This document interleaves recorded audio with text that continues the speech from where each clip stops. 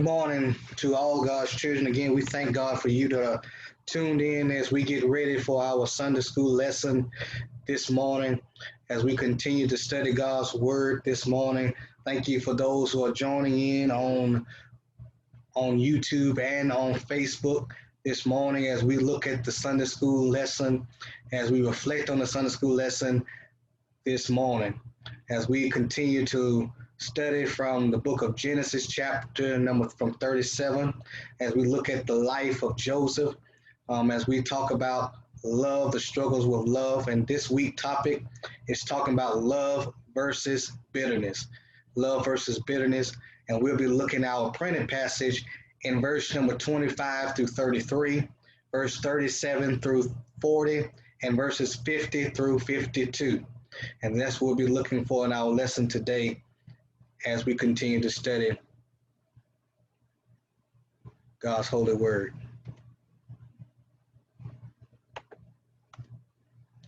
Our key verse comes from verses 39 through 40. Um, I, like I said, I put normally the King James and the NIV version to give us simplicity and clarity and understanding of the text. It says I'm going to read from the NIV version. It says, "And then Pharaoh said to Joseph, 'Since God has made all this known to you, there is no one so discerning and wise as you. You shall be in charge of my palace, and all my people are to submit to your orders. Only with respect to the throne will I be greater than you.'" So that give us understanding of what we're talking about from love versus bitterness. The reason why this lesson matters is because it may be difficult to hold on to dreams of future success when facing extreme hardship. My brothers and sisters, the question may be asked, what inner resources are needed to continue one's quest for success? Because as we're dealing with difficult, extreme hardship, while we're trying to accomplish and to get to be successful in our dreams. This morning, Joseph's life give us the give us some help to in our success because Joseph loved and obeyed God. He was able to engage in wise and discerning problem solving that motivated Pharaoh to appoint him in second command over all Egypt. He was because of what he has been through, and he was able to engage and able to give his wise counsel and give discerning problem solving that motivated Pharaoh to appoint him from the prison to the palace. Our lesson objectives is to discover how Joseph's love for God and faithfulness helped him find success in Egypt. Not only that, we will discover how Joseph loved for God and faithfulness through this lesson, but yet we will also see how we aspire to remain steadfast in love and obey in obedience to God when facing extreme hardship. And so hopefully through this lesson that we'll be able to remain steadfast, unmovable, always abounding in the work of the Lord, in the love and also in the obedience of God by facing extreme hardship. And then we'll be able to celebrate God's providential care in times of suffering. And so hopefully through this lesson that we will be able to discover, to be inspired, and to celebrate. In our lesson, and we talk about the background scripture, there's some things I want to give clarity on. I know have given you some footnotes to help us, to help you to understand where we are because we're in chapter 41, but there's some things that happen between chapter 37 through chapter 41. Just to remind you that chapters 37 through chapter 50 focuses on Joseph's life. So I just want to remind you that chapter 50 through chapter 37 through 50 focuses on Joseph's life. Also, when we look at verses 37. There's some things that happen as we get to chapter 41. But I want you to keep in mind that the Lord was with Joseph and showed him mercy. I want you to keep in mind the Lord was with Joseph and showed him mercy. God was still in control in the plan and the life of Joseph. But now look at what happens to Joseph as we go to chapter number 39. Because Joseph was purchased by Potiphar. Now we know that his brothers had sold him to the Midians to go into slavery, and he was purchased by Potiphar, the captain of Pharaoh's guard. And then while there, he was resisted the temptations of Potiphar's wife, but yet he did not fall to the temptations of Potiphar's wife. Potiphar's wife had wrongly accused him. And because he was wrongly accused by Potiphar's wife and unjustly imprisoned, and you have to remember that he was sold at 17 years of age. That's important because when he was sold at 17 years of age in slavery, he spent 11 years as an Egyptian slave, but then he spent 2 years in prison because of being falsely accused. But while he's there, Joseph had a good attitude and does not come bitter, but is positive and works hard, is hard working. And he was promoted in the prison administration. And this is very important when we look at our lesson today. But not only that, by the time this happens, he also interprets the dream in prison of the baker and the butler, who is known as a cupbearer. And yet, all of this, he tells him that he was not going to forget him, but yet he forgot about Joseph. But all of this happens. But through it all, Pharaoh has 2 dreams, and in these dreams he cannot interpret. And not only he cannot interpret, his wise men cannot interpret. And not only the wise men cannot interpret, so yet Pharaoh was a rude all over. He was known also as a human, to the Egyptians, as a human god. He was even worshipped as a deity. And however, the Lord of God of heaven simply troubled his sleep and threw the mighty Pharaoh into despair. Threw him into despair and he into perplexity of not understanding the dream. But Pharaoh's dream was so grand that he could not interpret. No one could interpret. But yet, Pharaoh's dream had jogged the memory of his cupbearer, who had forgotten all about his promise to Joseph, about a Hebrew slave. And so now, Pharaoh calls upon and sends for Joseph to interpret his dream. And so now this is how we see Joseph's placement from the prison to the palace, because of the 2 dreams that Joseph interpreted for Pharaoh. So our outline today, we're going to look at the divine revelation from verses 25 through 33. And we're going to talk about from rags to riches in verses 37 through 40, how he moves from prison to palace. And then we're going to see how Joseph has a new outlook on life and on the things that he has been through because of the love and the obedience that he has from God and because of the maturity that he has. And so let's look at verses number 25 through 33. And in verses 25 through 33, it deals with divine revelation. Because in verses 25 to 33, we see that he realizes, number one, that the reason he interprets these dreams is not because of the knowledge that he has, but the source of Joseph's interpretation of dreams was from God. It was his knowledge of God. His knowledge comes from God, which means that God deserves all the credit and all the credit belongs to him.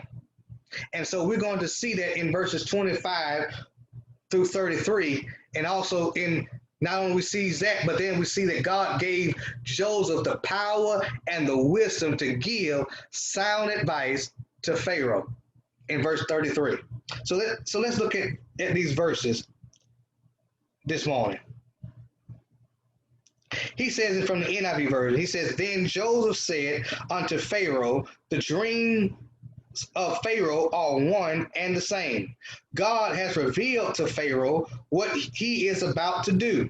The 7 good cows are 7 years, and the 7 good heads of grain are 7 years. It is one and the same dream.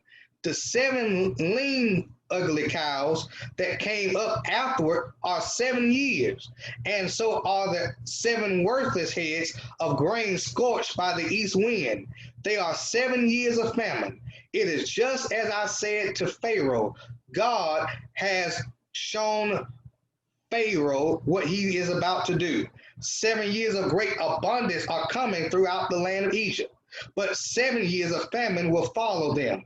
And then all the abundance in Egypt will be forgotten, and the famine will rage in the land.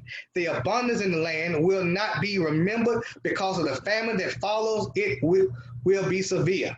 And the reason the dream was given to Pharaoh in 2 forms is that the matter has been firmly decided by God, and God will do it soon. And verse 33 says, And now let Pharaoh look for a discerning and wise man, put him in charge of the land of Egypt. And so by looking at these verses, my brothers and sisters, that we discover that in these verses that we discover that we look at verse number 25, that Joseph explains to Pharaoh that God had shown him the next 14 years. The next 14 years had in store for the nation of Egypt. He shares with them because he realizes that his interpretation that through the dependence of God, and knowing that God gets all the credit, he tells Pharaoh that he reveals to them through revelations, because in those times, like I said last week, that dreams and those times and those cultures and those times, they believed that dreams was like revelations from God. And so now he has this dream as revelation, but this is divine revelation that he gets from God. And so now Joseph tells Pharaoh that he was going to have 14 years. And in those 14 years, it's going to be 7 years of abundance and 7 years of famine, 7 years of blessings, and 7 years of want. And so we see those happening in those 7 years.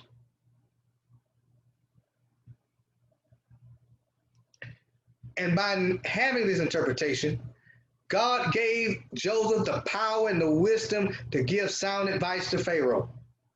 Because in verse 33, he says, and now, he says, in verse 33, he says, and now let Pharaoh look for discerning and wise man to put in charge of the land of Egypt. Because having shared with Pharaoh the meaning of this dream, Joseph went on to give him a short lesson of economics. He advises the king to appoint a man to set over the land of Egypt to be the husband of the harvest of plenty years and against the years of want. He said the years of plenty and the years of want and woe.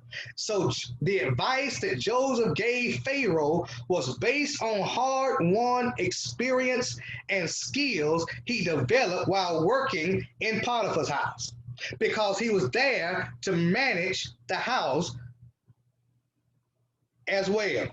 And though none of the advice he had gave was such in suggested in the dream, the policies he outlined would obviously need a skilled overseer. He took a grateful Pharaoh what he believed must be done he told him what must be done, what he must be believed that must be done in order to prepare the land for the lean years.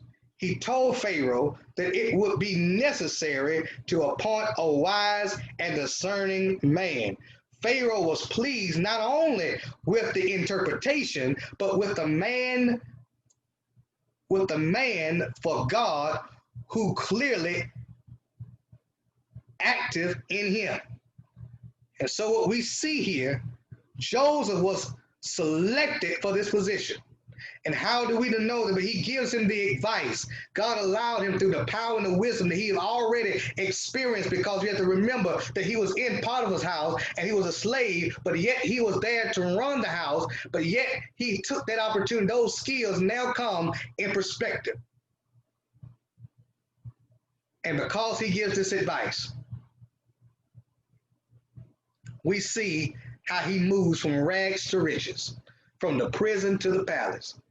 My brothers and sisters, this is encouraging. This is good information. This is good things to know, especially when you're going through difficulties and extreme hardship, and you of your dreams and those things, those aspirations that you're going through. Somebody may be in school and you're wondering how can I get through the extreme adversity and hardships of life, and how can I move from adversity to destiny? Can I tell you, it is through those adversities and through those times that you're in difficult moments, those things are going to help you, and it's there to help you and to develop you for what God has in store for you. Because God is up to something. He was up to something even in Joseph's life.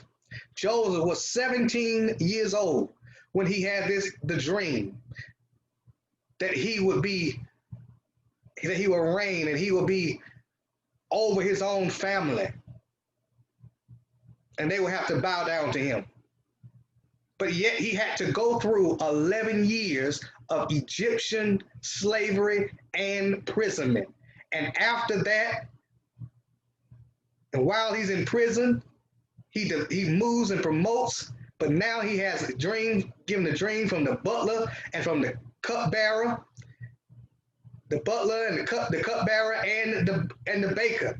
And now the cupbearer has now jogged his memory, and now he has now given the interpretations to Pharaoh of the dreams. And now listen what happens after he gives that advice. Listen what happens. Joseph went from being in prison to Pharaoh's palace. He was a slave, a prisoner. Now he's a governor, known as the prime minister, second in command, because he did not allow this situation to embitter him, but strengthen him. Look at what the text says. Look what he says. And he says, and the plan seemed good to Pharaoh and to all his officials. And so Pharaoh asked him, can we find anyone like this man whom is in the spirit of God? Because he realizes that God can use anybody to bless the believer. But he says, can we find anyone like this man, one in whom is in the spirit of God? And then Pharaoh said to Joseph, since God has made all this known to you, there's no one so discerning and wise as you. You shall be in charge of my palace, and my people are to submit to your order. Only with respect to the throne will I be greater than you. In other words, now you see how he moves from rags to riches, from prison to palace. It's because even though he had a dream, the dream was given to him, he endured those hardships, but yet he stayed faithful and obedient to God, allowing God to use him to interpret those dreams, and God elevated him through time and exalted him through time. But listen, my brothers and sisters, it seems like a Cinderella story. God's revelation of the economic ruin of Egypt was frightening to Pharaoh and his servants, but God gave Joseph the wisdom to provide sound counsel. And as a result, Pharaoh appointed him as governor with all authority to facilitate the plan of the economic salvation and deliverance he had outlined.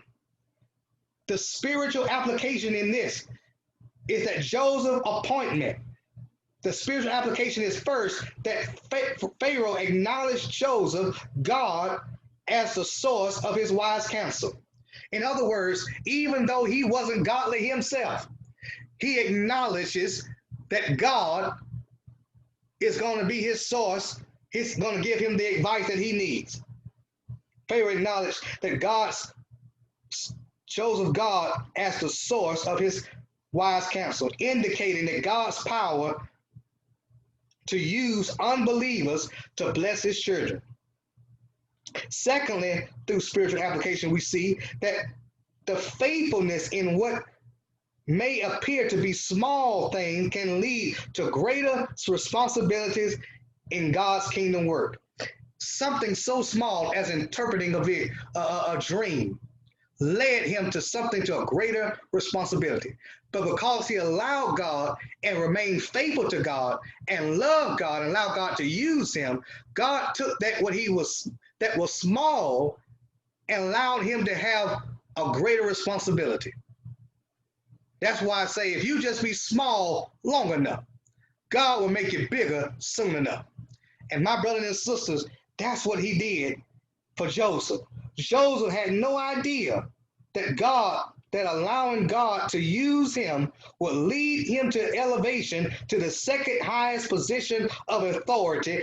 But because he allowed God to use him, if we allow God to use in our own lives, God will take us to places where we can only imagine. Joseph's journey from prison to palace had purpose. God was directing every part of the journey to get him into the position in order to use him to accomplish God's plan. My brothers and sisters, God has a plan for you, but yet he wants to get you to that position, but yet you got to allow God to direct you and be submissive to him and be obedient to him. And if you be obedient and loving to him, God will exalt you in due time. Because God has a plan for you just the way he has a plan for Joseph. And he has a plan for Joseph, for his descendants, Abraham's descendants as well. My brothers and sisters, that is in good news for us. But if he would have refused, if he would have allowed bitterness to take over, then he would not have gotten to the position where he was and where he was going to go. His dependence had to be on God. He realized that if he would have allowed bitterness, he wouldn't be able to even interpret the dream for Pharaoh. He wouldn't even done it. If he would allow his past experiences to dictate his future. And my brothers and sisters, don't allow your past to dictate your future. Allow your past to make you better and not bitter. See, some people are bitter because of their past. But Joseph realized and he embraced, and knowing that what he'd been through was strengthening him and making him better and not bitter. See, that's the saying, when the saying says, what don't kill you, make you stronger. What Joseph went through made him stronger and better and mature. And because his dependence was on God, and because he became mature, he realized that the experiences taught him to be dependent on God and compassion for humankind. And that led him from prison to the palace, and have that experience of divinely orchestrated for his good. Because like Paul says, all things work good to those who love God. And my brothers and sisters, if you just love God and obey God, everything you going through, whatever you going through right now, extreme hardships. It's good. It is for you. It is for you. It is for your good. It is going to help you in the long run. Remember, he was 17, but when he gets to this position, he's 30.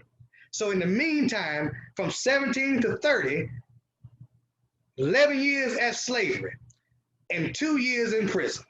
He had to go through some things. He had to be developed. He had to get some skills. And so when God got ready to elevate him through being obedient and loving to God, God elevated him and used him and put him in a position where God can to accomplish God's will. And my brothers and sisters, and that's why he was able to move from prison to the palace. And my brother and sister, he had a new outlook on life. His new outlook was, my brother and sister, that God looked favorably upon Joseph. And because God looked favorably upon Joseph, Joseph has two sons. In verses 50 through 52, he has two sons. One names Manasseh, and the other one names Ephraim. And my brothers and sisters, those names mean something. So let's look at verses number 50 through 52 and see how God looked favorably on him. And because he looked favorably on Joseph, and because Joseph loved and was obedient to God, he has a new outlook, and he demonstrated and used it through giving the names of his two sons. Listen to what he says in the NIV. He says, before the years of famine came, two sons were born to Joseph by Asenath. The daughter of Potiphar, the priest of On. Joseph named his firstborn Manasseh and said it was because God was made me forget all my troubles and all my father's household. Then he said the second son be named Ephraim and said it is because God has made me fruitful in the land of my suffering. My brother and sister, it reminds me of a well-known preacher that stated in his sermon one day, he says, no one can have a genuine encounter with God and remain the same. My brother and sister, Joseph had an encounter with God and was not the same. And because he was not the same, he had a new outlook. He had a different perspective on life. And my brothers and sisters, when you have an encounter with God, it's like what my grandparents would say, like my grandmama would say. He said, the things I used to do, I don't do don't do no more. The place I used to go, I don't go no more. It's because I met a man named Jesus, and I had an encounter with him, and I'm not the same. Oh, he touched me, and I'm not the same. And because I'm not the same, and I got a new outlook, I got a new walk, got a new talk, because I've had that encounter with God. And Joseph had that encounter. And because he has that encounter with God, my brothers and sisters, he says that he gives them two. He said he gives them two sons. God bless them with two sons. One named Manasseh. Now, when we look at this word that God had met Joseph's personal needs and bless his personal life with two sons, and the name he gave his firstborn son was Manasseh, which means forgetting, making to forget, revealed that God was causing him to forget his humiliation of imprisonment. And not only that, but also his imprisonment in Egypt, and also the suffering that caused by his siblings at home. He said, in other words, he said, I'm getting to the point of forgetting and forgiving those things. He said, I'm going to forget those things, that those 11 years of slavery and those 2 years in prison, and those things that my brothers done did, sold me to slavery. I'm going to forget those things, those humiliation of things, and that loveless home of siblings that I had, my brothers that sold me. I'm going to forget those things. He said, in other words, God was removing the bitterness and hurt from his heart because he allowed him to direct his destiny. My brothers and sisters, he said, because I had an encounter with God, I have a new perspective, and because God has been good to me and been favorable to me, I'm learning now, and because I have the love and obedience and been faithful to God, he says, I have a better outlook now, and I'm going to demonstrate it. He says, and I'm going to use by the names of my sons, Manasseh, to know that God is removing that bitterness from my heart, because I'm allowing God to direct my footsteps. And if you're going to allow God to direct you to your destiny, you got to learn to forget some things. You got to learn to forgive some folks, because you got to realize that The new outlook is that it was all for my good. And not only that, it meant that God was removing the bitterness from his heart and allowing God to direct his destiny. He now recognized how much God had blessed him, and rather focusing on his suffering that he had to endure, and those who had caused it, his focus was on God. And my brothers and sisters, don't be focused on the suffering and the afflictions and who caused it, but be focused on God. Joseph had a new outlook that indicated, given by the second son Ephraim, who said, who that means double fruit.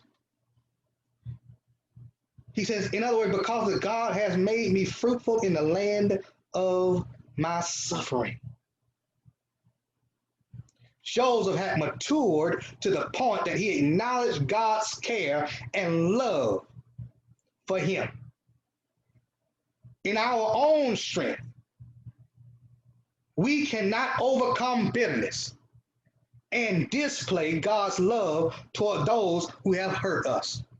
We got to realize that Joseph had become mature and realized that the only way that he was able to forget and able to realize that God was blessing him and able to forget and to remove this bitterness from his heart is because God had to do it. God has to do it. That means you had to allow the Holy Spirit to come into you and guide you and direct you, because only God can remove and allow you to overcome that bitterness and display love, because God is love. So you got to allow God to be orchestrated and allow God to direct your footsteps and guide your life. And because he was faithful to God, God was faithful to him. And those who are submissive and committed to the will of God, my brothers and sisters, if we just love God and be obedient to him, God will be faithful to us.